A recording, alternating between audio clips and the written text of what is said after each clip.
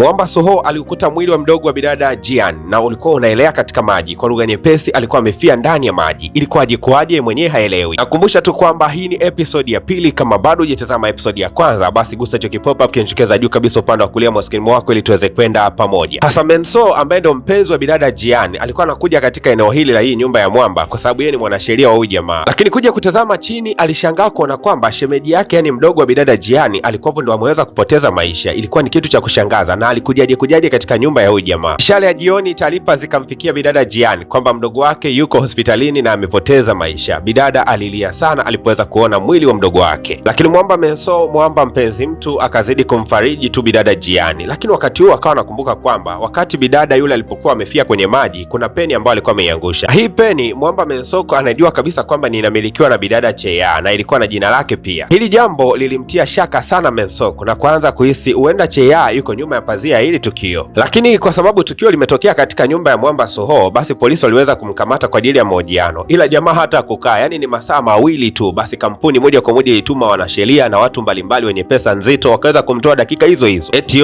kesi ya mauaji haina dhamana. Haina dhamana kwako rafiki yangu. Kuna watu wanavibunda mpaka wanaizidi hiyo dhamana. Mwamba Soho alipoweza kurudi nyumbani, kumbuka mzee wake anamlazimishaga sana kumuoa Chea. Sasa alipofika tu anaanza kumuuliza, ni kweli umeweza kumuoa yule binti ama hujamuoa? Sasa kwa kuwa Soho anahisi kwamba huenda hata hili jambo limeweza kutokea kwa sababu ya mzee wake, akamwambia babake, niwe nimemuoa niwe sijamuoa, wewe inakuhusu? Unajali juu yangu kwani? Mzee kwa kuona kwamba mwanaye anajibu majibu takataka sana, ikabidi kuwaita mashuhuda wengine waliokuwepo katika eneo la tukio, na hakuwa mwingine bali ni Mwamba Menso pamoja na huyu kiongozi mmoja katika hii kampuni. Na mzee anataka kujua ni nini ambacho waliweza kukibaini kilichoashiria kana kwamba labda mtoto wake ameweza kufanya mauaji. Lakini Menso anakumbuka kabisa kwamba kulikuwa kuna peni ambayo inaashiria kwamba bidada Cheano alikuwa amehusika, lakini akawa imefinia kwa ndani, hakutaka kabisa kuongea siri hiyo. Ila akasema tuligundua kuwa kuna jeraha katika mwili wa marehemu. Hii inaashiria kwamba huenda alipokuwa amelewa alikuwa ameanguka chini na akatelezea kwenye swimming pool. Kwa kifo chake huenda kikawa ni cha ajali tu. Basi mzee kwa kuyaona hayo akamkabidhi mwanasheria pesa fulani hivi na akamwambia kwamba basi kahakikishe kwamba hiyo kesi inakwenda kufunikwa haraka sana na inaisha. Basi Mwamba Menso kwa sababu anamuhisi sana bidada Chea kwamba anahusika katika hili tukio, akawa anamuuliza, hivi siku ya tukio la mauaji ulitembelea katika nyumba ya Mwamba Soho? Lakini huwezi kuamini bidada Chea alikana kwamba hakumtembelea Mwamba siku hiyo. Lakini Mwamba akasema, niliikuta peni yako pale eneo la tukio. Bidada akasema, mimi sijali, huo utaenda kuwapa polisi, utakwenda kumpa yule bosi, potelea pwete, mimi sijali chochote kile. Asa Mwamba Mensoku haelewi nini ambacho afanye, aibue hii kesi ama afuate maelekezo ya mkuu wake alivyosema kwamba hakikishe kesi hii inakwenda kuisha sasa hivi. Tukitoka katika eneo hilo tunaelekea katika maeneo ya msiba. Huwezi kuamini mama mtu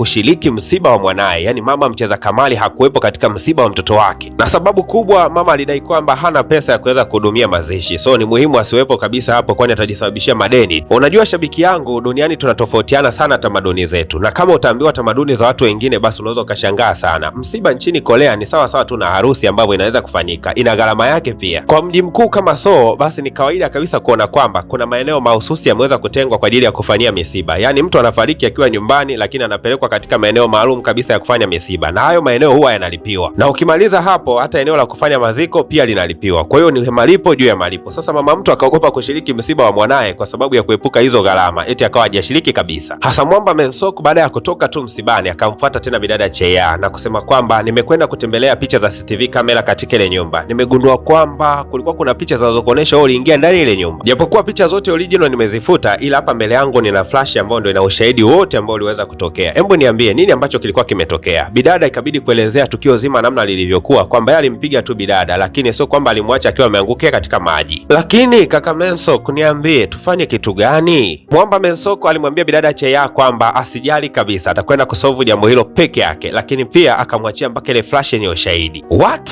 Sasa Mensoku anafanya kitu gani? Lakini baada ya kutoka hapo moja kwa moja akawa anaelekea kwa bidada Jian kwenda kumfariji. Akaanza kumwambia kwamba mdogo wake alikuwa ameelekea hotelini peke yake na hakuwa na mtu mwingine yeyote ambaye alikuwa ameambatana naye. Alipata ajali ya kuangukia katika swimming pool kutokana na ulevi alikuwa amefanya mkubwa. Lakini Mwamba Soho wakati anaulizwa siku ya jana, yeye alisema kwamba alikuwa yeye peke yake na huyo bidada hapo nyumbani, lakini polisi wakataka kujua zaidi, lakini jamaa hakuweza kusema kwamba alimpigia bidada Chea. Lakini katika kumbukumbu zake anakumbuka kwamba alikuwa amempigia simu Chea. Sasa ikabidi kumfuata akamfuata Cheya na kumuuliza, jana nilipoweza kupigia simu, je, ulikuja nyumbani kwangu? Lakini bidada Cheya akasema, mimi nakujua kwamba wewe unipendi, ningekuja kwa sababu gani? Nilikuwa na mwanaume wangu mwingine ambaye nampenda, kwa hiyo sikuwa na mpango kabisa wa kuja kwako siku ya jana. Bidada akaendelea kuongezea, nilijua tu kwamba ni malaya, kumbe siku ya jana ulikuwa umeingiza mwanamke nyumbani kwako, muangalie aibu yako wewe kaka. Akawa anaondoka zake. Hasa Mwamba Soho akiwa amefika nyumbani kwake bana, sekretari wake akawa amekuja akasema, nimeweza kupata ushahidi hapa kidogo. Ushahidi gani huo ambao umekunja hivyo? Mbona wewe uko lafu sana wewe sekretari bana, mbona sikuelewi? Lakini kishengo upande Mwamba akawa amefungua ule ushahidi, akagundua kwamba kale kabidada kalikofariki siku ya jana kumbe kalikuwa ni kadogo ka yule mwanamke ambaye alikuwa amempeleka yeye hospitalini, kwa maana bidada Jian. Taarifa za kifo cha mdogo wa Jian zinadili kumchanganya Jian kila wakati, mpaka akawa anapeleleza yeye mwenyewe na kusema kwamba haiwezekani mdogo wangu akafa peke yake tu kizembe namna ile, afu ana kovu katika kichwa. Bidada aliwaka sana kituo cha polisi kwa kusema kwamba waongeze upelelezi zaidi, anamjua mdogo wake kwamba hawezi akafanya jambo lile akiwa peke yake, tena hawezi kuelekea hotelini akiwa peke yake na akonywa pombe kiasi kile,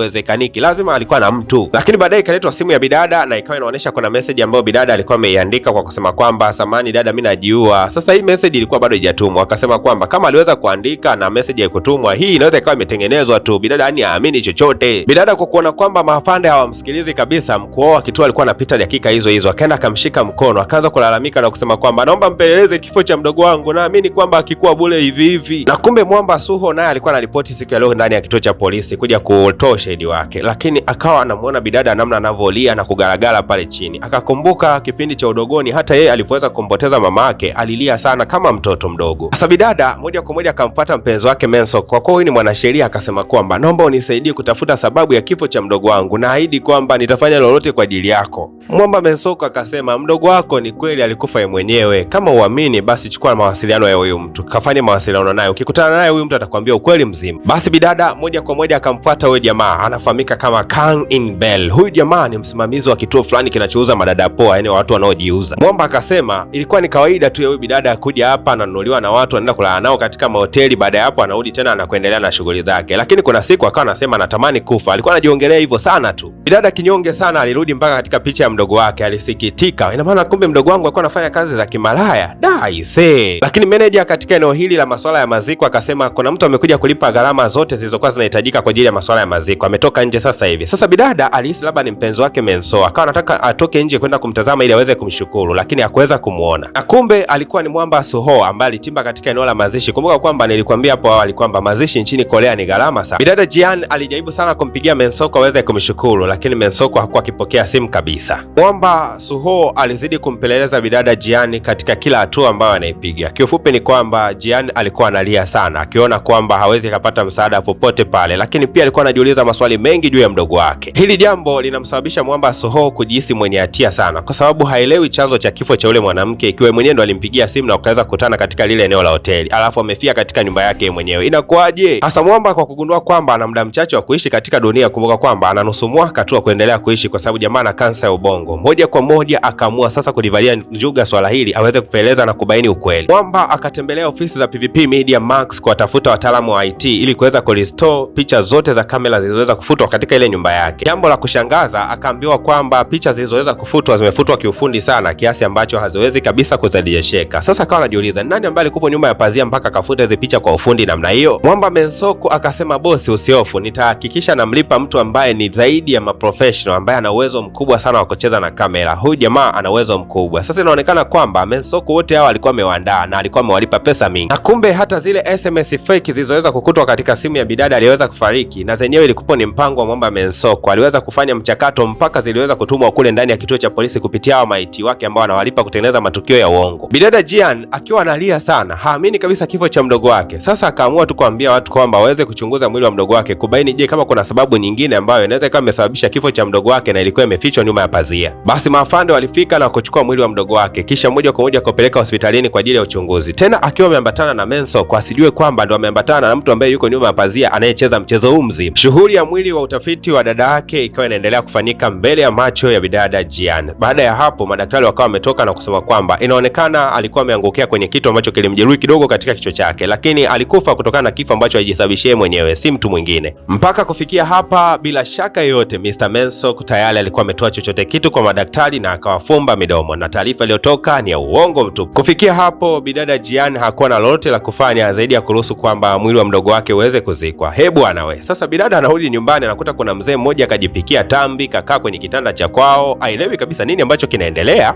Mzee akawa anamkaribisha bidada Jian na kusema kwamba jisikie huko nyumbani, hii ni nyumba ya kwangu sasa hivi. Mama yako alikuwa amekopa pesa nyingi sana na alikuwa ameweka dhamana hii nyumba. Yaani ndivyo ilivyo. Kawaida ya nyakati ngumu ni kama huwa zinapigiana simu kuleta ugumu zaidi. Bidada haamini kabisa haya anayoyaona. Akawa anakusanya vitu vyake taratibu aingie mtaani kama ombaomba. Lakini ghafla akakutana kaboksi ambako bidada inaonekana alikuwa ameandaliwa zawadi na mdogo wake alikuwa anatarajia kupewa. Kumbe mdogo mtu alikuwa ameandaa zawadi ya birthday kwa ajili ya dada yake.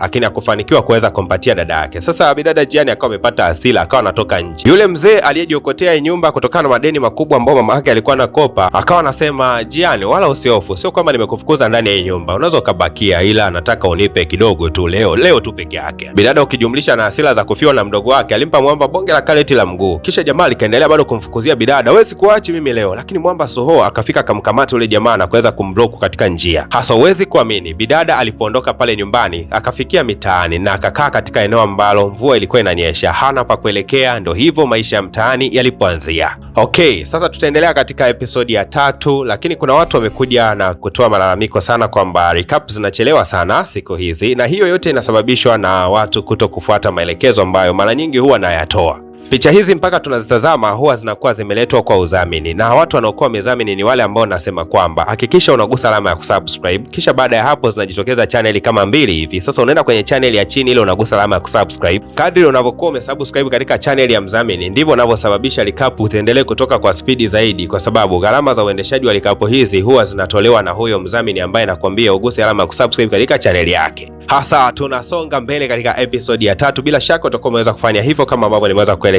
Tukutane katika episode ya 3 hii hapa.